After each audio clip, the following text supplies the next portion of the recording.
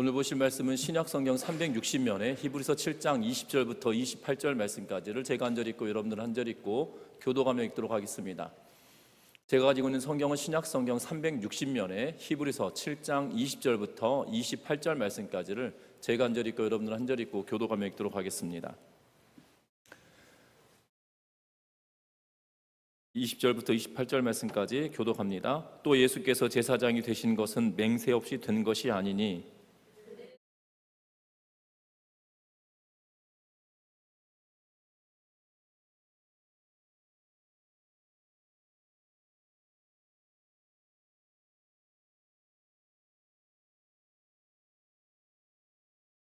이와 같이 예수는 더 좋은 언약의 보증이 되셨느니라.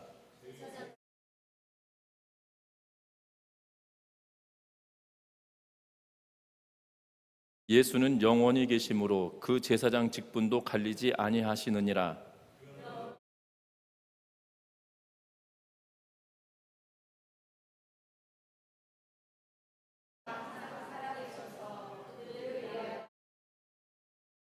이러한 대제사장은 우리에게 합당하니 거룩하고 악이 없고 더러움이 없고 죄인에게서 떠나 계시고 하늘보다 높이 계시니라.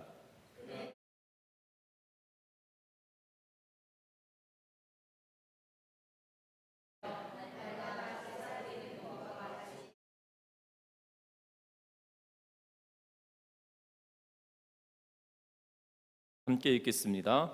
율법은 약점을 가진 사람들을 제사장으로 세웠거니와 율법 후에 하신 맹세의 말씀은 영원히 온전하게 되신 아들을 세우셨느니라. 아멘. 우리 서로 인사 나누고 말씀 나눕니다. 사랑하고 축복합니다. 사람이 머물다 떠난 곳은 흔적이 남는다라고 이야기합니다. 그래서 결혼식이 끝나고 난 자리에는 꽃가루가 남겨져 있을 때가 있고요. 그리고 잔칫집에서는 음식 부스러기, 때로는 음식이 남아있는 경우들이 있습니다. 그리고 사람은 누구나 삶의 흔적을 남기고 싶어하고 그리고 남기기도 합니다. 우리가 너무나 잘 알고 있는 미국의 유명한 대통령인 링컨은 그가 그의 삶의 흔적을 남기고 싶어서 평소에 이런 이야기를 자주 했다고 합니다. 무슨 이야기냐면 사람들이 자기를 평가할 때 이렇게 평가받았으면 좋겠다는 거죠. 링컨, 그는 잡초를 뽑아내고 그 자리에 꽃을 심다 세상을 떠난 사람이다 라는 이야기를 듣고 싶어 했다라고 합니다. 사람에게 가장 소중한 흔적이 있습니다. 특별히 믿는 자들에게는 더욱더 이것이 더 소중한 흔적이 될 텐데요. 그것은 다른 것이 아니라 그리스도의 흔적을 갖는 이 성도들이 되어져야 된다는 거죠. 그래서 바울 사도는 갈라디아서에서 내가 그리스도의 흔적을 지녔다라고 성경은 이야기하고 있는 것을 보게 됩니다. 그래서 저와 여러분들이 그리스도의 흔적을 지닌 그러한 성도들의 삶을 살아가므로 또한 이 땅에 그리스도의 흔적을 남기며 살아가는 우리 모든 성도님들 되시기를 주의 이름으로 부탁드립니다. 왜냐하면 저와 여러분들은 예수 그리스도를 믿고 살아가는 하나님의 자녀들이기 때문이고, 예수 그리스도를 믿는 사람들은 그 흔적을 반드시 남기는 삶을 살게 되기 때문이라는 것입니다.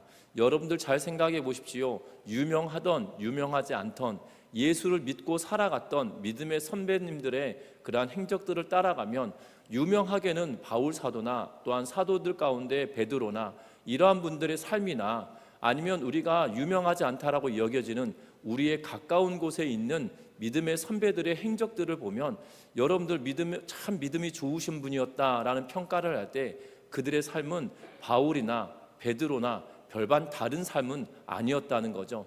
주어진 직분이 있고 주어진 삶이 달라서 때로는 성경에 남아있고 성경에 남지 않은 그러한 이 차이가 있을 뿐이지, 그들이 걸었던 믿음의 길은 바울이나 우리의 주변에 있는 믿음의 성도들이나 똑같은 길을 걸어갔다는 거죠.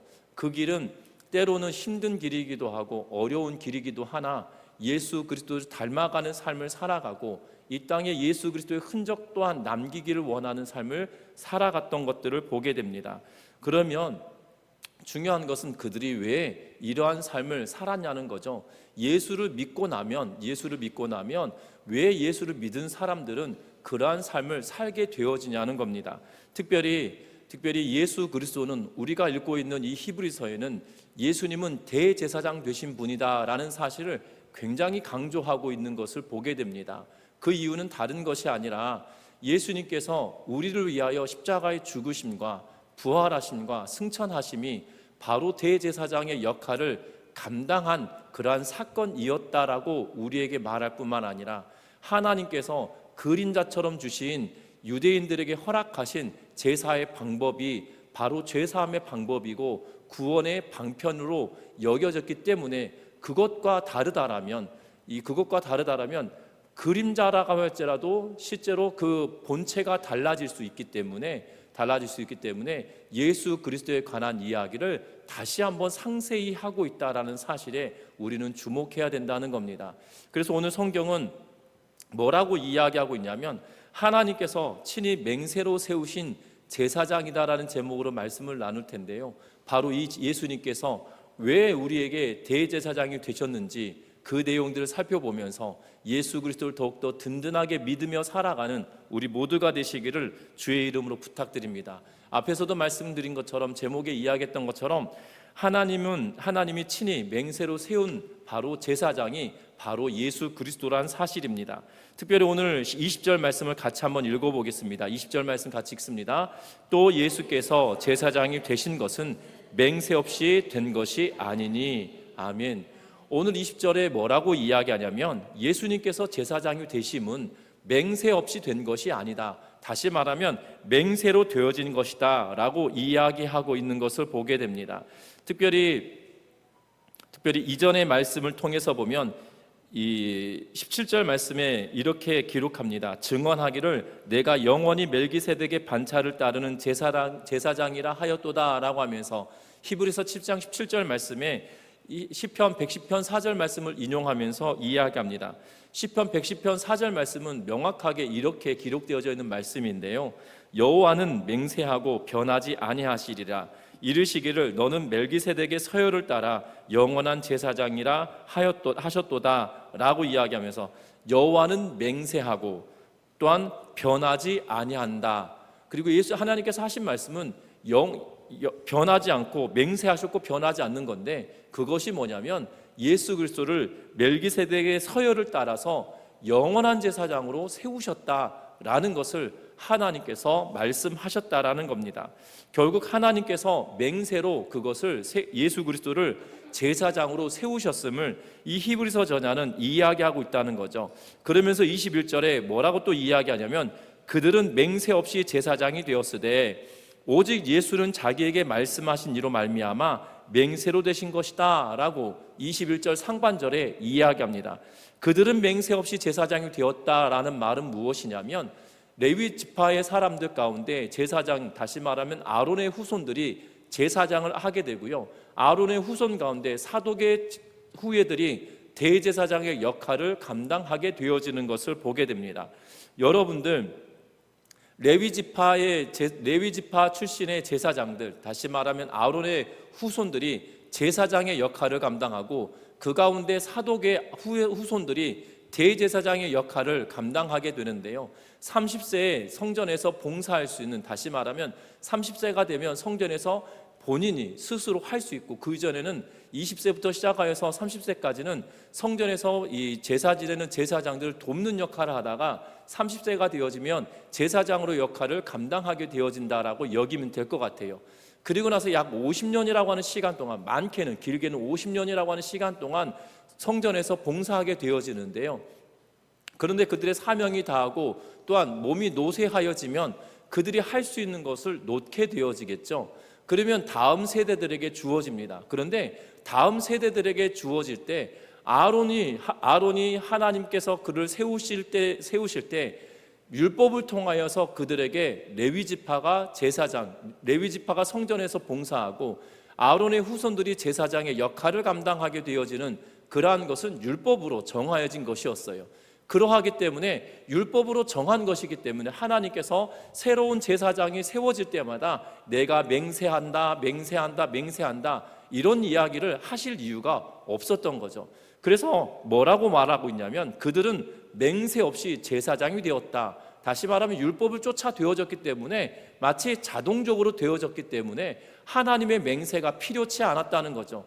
그러나 예수 그리스도는 하나님께서 맹세하신, 내가 약속한 그 언약의 말씀을 통하여 이루고 태어난 자가, 그리고 이 땅에 오신 자가 바로 예수 그리스도다라고 이야기하면서 말하고 있다는 겁니다. 그러면서 22절 같이 한번 읽어보는데요, 22절의 말씀을 같이 읽겠습니다. 이와 같이 예수는 더 좋은 언약의 보증이 되셨느니라. 아멘. 여기서 이와 같이라고 하는 번역된 부사는 원래 문자적으로 이야기하면 이런 의미입니다. 그런 정도로, 그만큼에 있어서, 다시 말하면 그만큼 있어서는 예수는 더 좋은 언약의 보증이 되셨다. 그들은 언약 없이 맹세로 세워진 것이 아니라 그들의 약속대로, 율법대로 제사장이 됐지만 예수님은 더할 나위 없이 더 좋은 것으로 되셨다라는 거죠.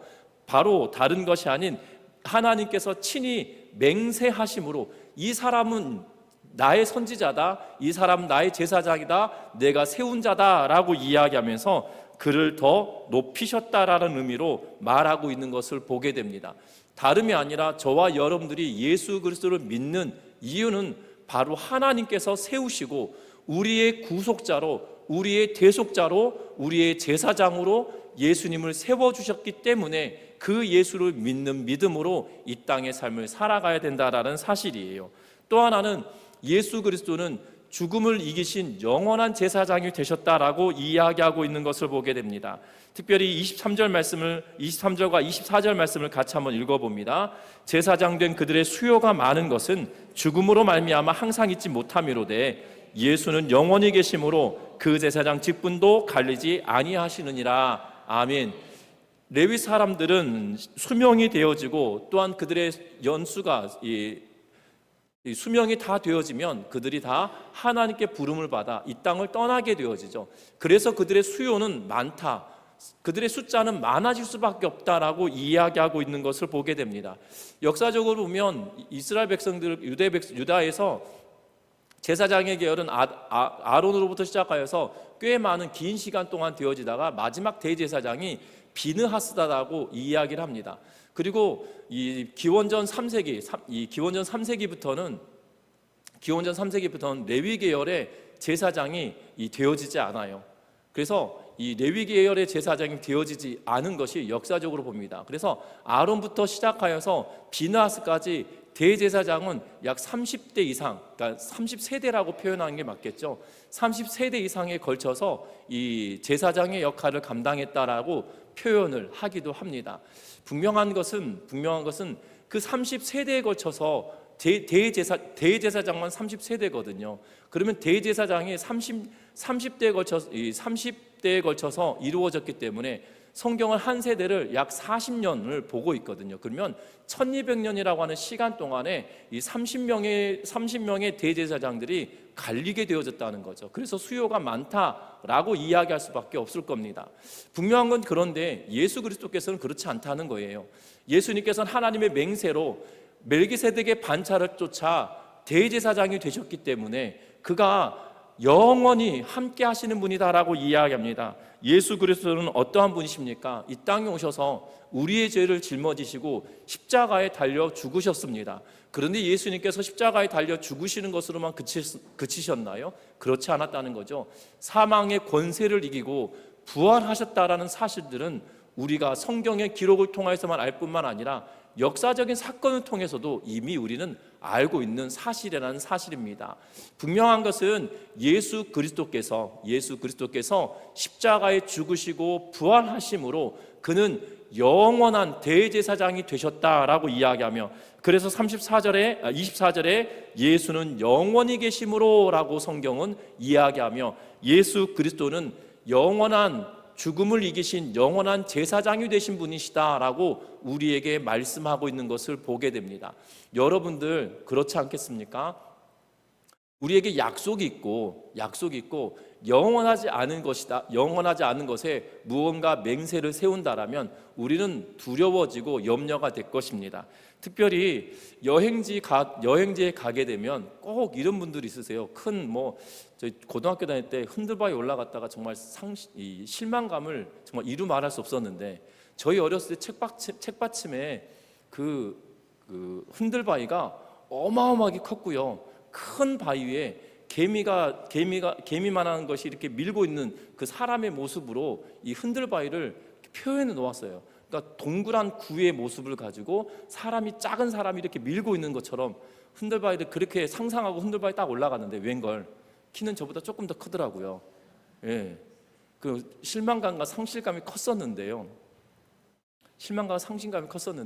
그런데 놀라운 것은 이 흔들바위까지 올라가는 과정에 바위에다가 이 누구누구 왔다감 뭐 이런 글씨를 참 많이 본 것 같아요. 그리고 관광지 가면요, 그 움직여지지 않는 것들에 누구누구 왔다 갔다 하는 것을 굳이 써야 되는 이유를 잘 모르겠습니다. 그냥 사진을 남기면 가면 될 텐데 굳이 벽에다가 낙서를 하면서 누구누구 왔다감, 어떤 분들은 뭐 이름 앞뒤로 이름을 각각 이름 쓰고 중간에 하트 그려놓고 둘이 이제 여행을 왔다 뭐 이런 표현이겠죠. 그래서 왔다 갔다 뭐 이런 것들을 막 남겨놓고 가는 걸 보게 됩니다. 왜 거기다 남깁니까? 우리 사랑 변치 말자 뭐 이런 의미 아니겠어요? 우리 사랑 변치 말자 뭐 이런 의미일 텐데, 여러분들 변하는 것이다라면 거기다가 하지 않을 겁니다. 이 드라마를 통해서도 많이 보셨겠지만 남산에 올라가면 그 남산타워, 과거에는 남산타워를 했는데 지금 N타워라고 불려지는데요. 그 근처에 가면 이렇게 그 열쇠 고리를 걸어놓고 열쇠를 던져서 우리 사랑 변치 말자 뭐 이런 이 행사들을 하는 것들을 보게 되죠. 그곳에다 열쇠를 막 걸어놓는 이유가 뭔가요? 변하지 말자고. 안 변하는 거니까. 10년이 지나고 20년이 지나고 와도 비록 사람들이 많이 쌓아놨다 하더라도 그 가운데 있을 거니까, 그런 이유 때문에 새겨놓는 거잖아요. 여러분들 제사장들이 계속 바뀝니다. 계속 바뀌어요. 그러면 이것이 완전하다라고 이야기할 수 있을까요? 이것이 완전하지 않기 때문에 그 제사장들의 힘으로는 우리의 인생의 죄의 문제를 해결할 수 있는 힘이 되어지지 않아요. 안 믿는 사람들, 아니 세상 하나님을 알지 못하는 사람들조차도 우리 사랑 변치 말자라는 표현을 할 때는 깨지지 않고 변치 않는 것에다 남겨두는 것처럼 우리의 신앙도 마찬가지로 변치 않으시는 예수 그리스도의 터 위에 우리의 신앙이 세워져 가게 되는 것을 보게 된다는 겁니다. 그래서 오늘 성경은 말하고 있어요. 예수는 영원히 계시고 제사장의 직분도 갈리지 않는다, 바뀌지 아니하시는 분이시다 라고 이야기하면서, 그러하기 때문에 그 예수 그리스도의 이름에 힘입어 우리가 예배하는 거고, 그 예수 그리스도의 이름에 힘입어 우리가 죄사함을 받는다는 사실을 주목하며 믿음으로 나아가는 은혜가 있기를 주의 이름으로 부탁드립니다. 뿐만 아닙니다. 오늘 예수 그리스도는 하나님의 맹세로만 세워지신 분이 아니라 또한 영원히 계시는 분이실 뿐만 아니라 또 하나는 죄에서 자유로운 거룩한 제사장이다라고 우리에게 말씀하고 있는 것을 보게 됩니다. 26절 말씀 같이 한번 읽어봅니다. 이러한 대제사장은 우리에게 합당하니 거룩하고 악이 없고 더러움이 없고 죄인에게서 떠나 계시고 하늘보다 높이 되신 이라. 아멘. 뭐라고 말씀합니까? 우리의 대제사장 되신 예수 그리스도는 우리에게 딱 맞는 분이다. 왜냐하면 거룩한 분이고 악도 없고 더러움도 없고 죄인에게서 떠나 계시고 하늘보다 높이 되신 이시다라고 이야기하며 말씀하고 있는 것을 보게 됩니다. 죄인이었던 제사장들, 다시 말하면 레위 계열의 제사장들은 죄인의 신분입니다. 그래서 제사를 지내기 전에 백성들의 죄나 민족의 죄의 문제를 해결하기 위하여서 제사를 지낼 때 먼저 그들 자신을 위하여서 제사를 지내야만 했습니다. 그들의 죄를 씻고 그리고 다른 제사를 지내서 하나님께 그들의 민족과 또한 그들의 죄악상들을 하나님께 고하며 죄 용서 받는 일들을 행하고 있었던 것들을 보게 됩니다. 그런데 그들은 매번 제사를 지낼 때마다 그들의 속죄를 위하여서 끊임없이 다른 짐승의 제사를 지내야만 했던 것들을 보게 되죠. 왜 그렇습니까? 그들은 죄인이었기 때문이라는 거예요. 그런데 예수님은 죄와 상관없는 분이시다라고 이야기합니다. 그래서 거룩하고 악이 없고 더러움이 없고 죄인에게서 떠나 계신 분이시기 때문에 우리가 그 예수 그리스도를 믿는 믿음으로 말미암아 예수 그리스도를 통하여 우리의 죄의 문제가 다 해결되었다라고 이야기하고 있는 것을 보게 된다는 겁니다. 악이 없음은 의도와 마음가짐조차도 악 자체가 그에게 있지 않다라는 거예요. 거짓과 관계가 없는 상태를 말하고 있을 뿐만 아니라 두 마음이 아니라 전적으로 하나님과 통하는 마음이 악이 없는 마음, 선한 마음이다라는 사실들을 우리는 주목해야 할 것입니다. 저와 여러분들이 바로 이 예수 그리스도가 우리의 대제사장 되신 분이셔서 우리의 죄의 문제를 모두 다 해결하여 주셨기 때문에 그 예수 그리스도의 이름에 힘입어 우리가 하나님 자녀 되었다는 사실들을 주목하면서 믿음으로 나아가는 우리 모두가 되시기를 주의 이름으로 부탁드립니다. 말씀을 맺으려고 합니다. 예수 그리스도의 십자가는 완전한 제사였다라는 사실이에요. 왜냐하면 앞에서도 말씀드린 것처럼 하나님께서 맹세로 세우신 대제사장의 역할을 감당하신 분이었고, 그리고 그는 영원한 분이시고 그리고 완전한 분이고 죄가 없이 영원한 분이시고 또한 죄가 없으신 완전한 분이시라는 사실이에요. 그래서 그분이 우리의 죄를 대신하여 십자가의 죽으심으로 완전한 제사를 지내심으로 말미암아 한 번 지내신 그 제사가 이제는 변치 않고 사람이 바뀌지 않고 죄가 없는 상태에서 하나님께 드리셨기 때문에 이것으로 말미암아 예수의 이름으로 힘입어 우리가 주님께로 나아가고 하나님께로 나아가게 되었다는 사실에 주목하며 믿음으로 나아가는 은혜가 있기를 주의 이름으로 부탁합니다. 그래서 예수를 믿는 것은 그냥 믿는 것이 아니에요.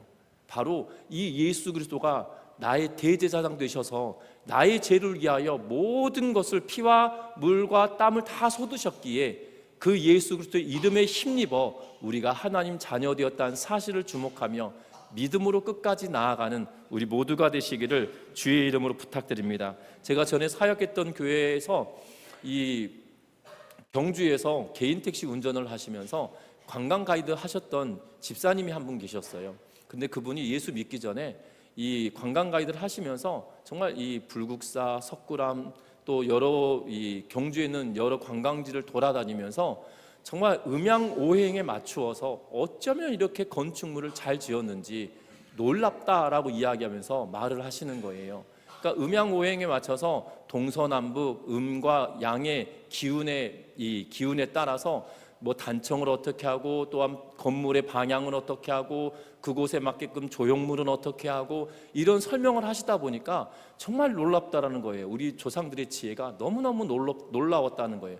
그러면서 하시는 말씀이 뭐라고 이야기하냐면, 그런데 목사님 내가 예수 믿고 났더니 그건 아무것도 아니더라고요 라고 말씀하시는 거예요. 왜냐하면 하나님은 그의 계획에 따라 끊임없이 우리에게 예수 그리스도를 완벽하게 우리의 죄의 문제를 해결하기 위하여서 완벽하게 이 땅에 보내주신 그 사건은 정말 사람의 생각으로는 할 수 없는 일이다 라고 이야기하면서 영원하신 하나님이 직접 이 땅에 오셔서 인간의 몸을 입고 인간의 모든 질고를 다 짊어지고 십자가에 죽으셨다는 자체만으로도 정말 신비하고 놀랍다라고 이야기하시는 그런 간증을 들은 적이 있거든요.